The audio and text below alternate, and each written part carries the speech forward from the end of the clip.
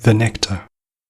An Olympic runner spends years preparing for a 100-meter sprint that lasts for 10 seconds or less.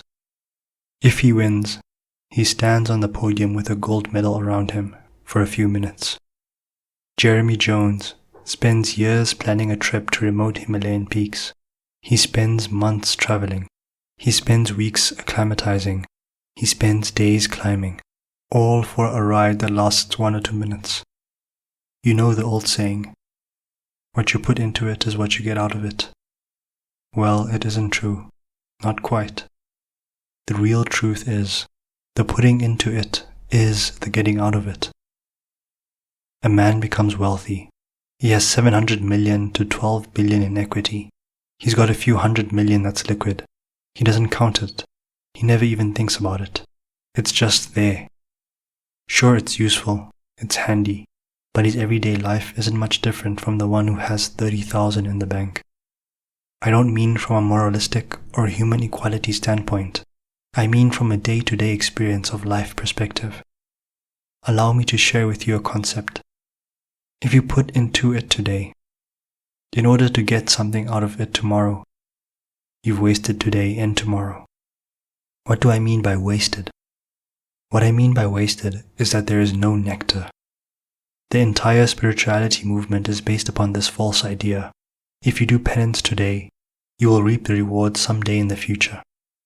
Just keep practicing and one day it'll come. Just keep meditating and one day it will come. If you believe that, you might as well believe in the Truth Fairy. What I've always told my clients is this: we aren't going to do anything today in order to get a benefit tomorrow. Whatever we're going to do will get you the benefit now. Now is my God. If I work with a pro athlete, the thing that I bring to him will allow him to see results now. With a CEO, the feeling is felt now.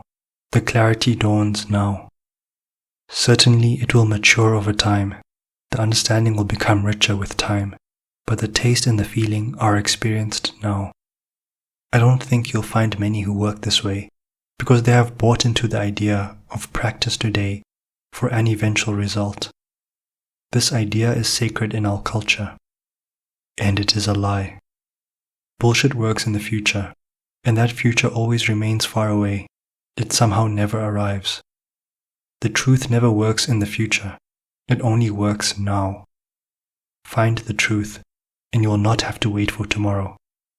I am a pathologically impatient human being. I refuse to wait. Wasting time churns my insides. The only reason that we do what we do is because we crave the nectar. And the nectar lies in becoming lost.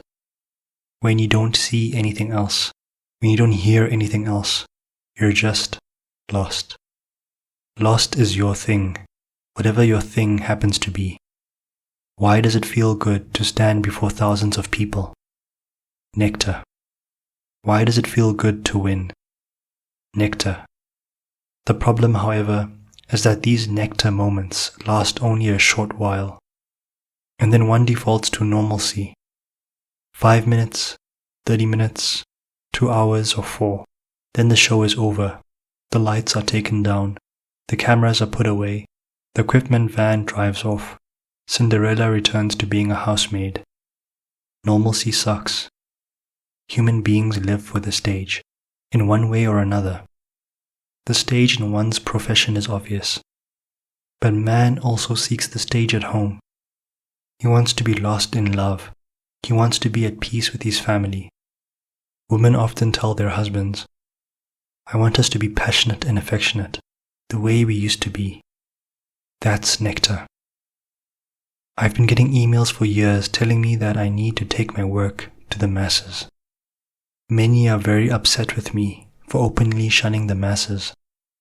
I get several emails a month telling me that I shouldn't just be working with professional athletes, CEOs, performing artists, and celebrities. I only work with those with whom I feel the nectar. The masses aren't interested in transformation. They are only interested in hearing advice that they won't follow. Life is too short to spend my time trying to convince the inconvincible. We're not on this planet to work. We're here to create.